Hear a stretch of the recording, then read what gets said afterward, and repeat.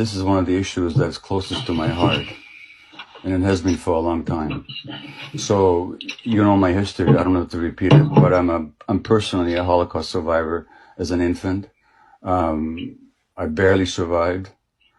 My grandparents were killed in Auschwitz, and most of my extended family was killed. That's my personal background. I grew up ashamed of my Jewishness. In Hungary, after the war, I was still bullied for being Jewish.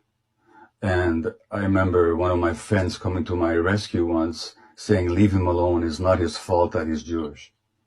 It's a fault, but it's not his fault. This was the defense. So I grew up with that. My grandfather, a physician and an author, by the way, who died in Auschwitz, was a good friend of Vladimir Jabotinsky, who was one of the major Zionist leaders and the founder of the party that became Likud, the current government of Israel. So that's my family, and this is my background. In my teenage years in Canada, I became a Zionist. This dream of the Jewish people resurrected in their historical homeland, and the barbed wire of Auschwitz being replaced by the boundaries of a Jewish state with a powerful army. I found it liberating. It was exhilarating to believe in that dream.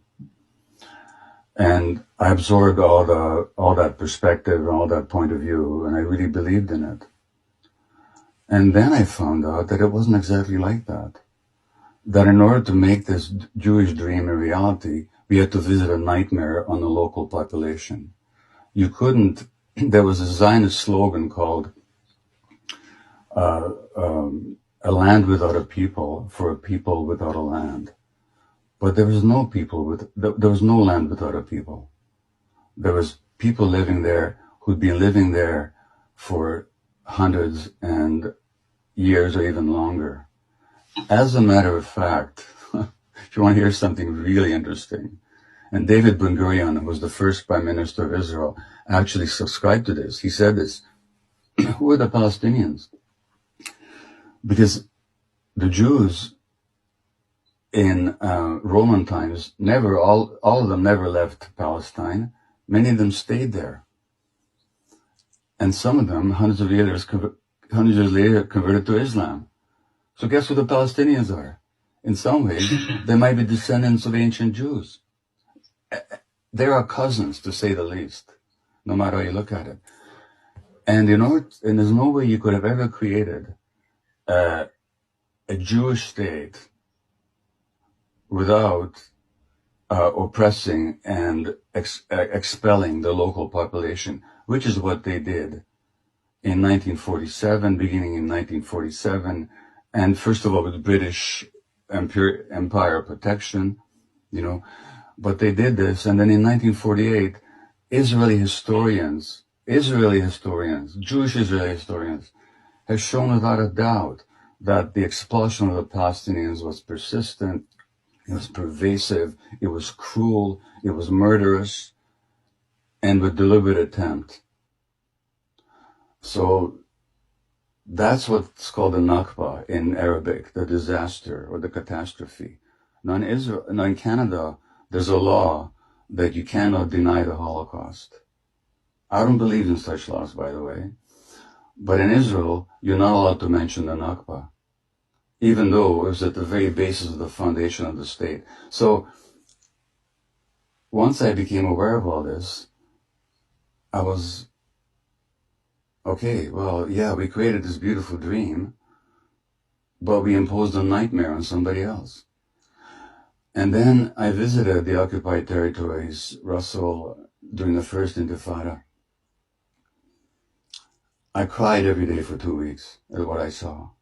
The brutality of the occupation, the petty harassment, the murderousness of it, the burning down of Palestinian or cutting down of Palestinian olive groves, the denial of water rights, the humiliations.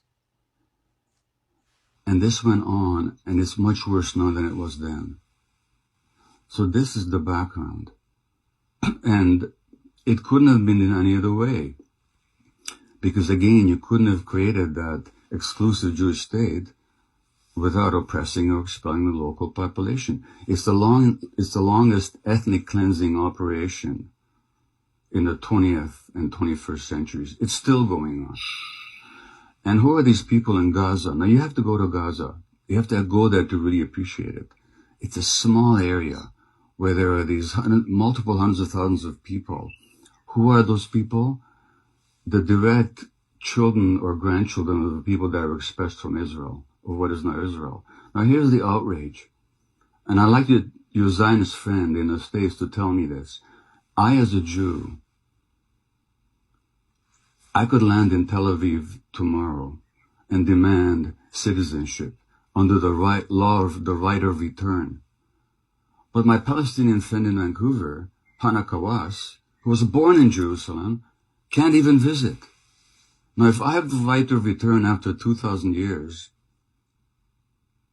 if that history is even the way it is, which is itself questionable, but let's assume that it is. If I have the right of return after 2,000 years, how come Hana hasn't got the right to return after 70 years? So what sense does it now? So who is Gaza? This desperate, blockaded. Let me stop again. Am I talking too long about this? I'm sorry. This is so important to me, and I know so much about it that I don't even know where to stop. No, carry on, Gabor, please. So then you have these miserable people packed into this horrible, people call it the world's largest outdoor prison, which is what it is. Incredible poverty, 50% unemployment.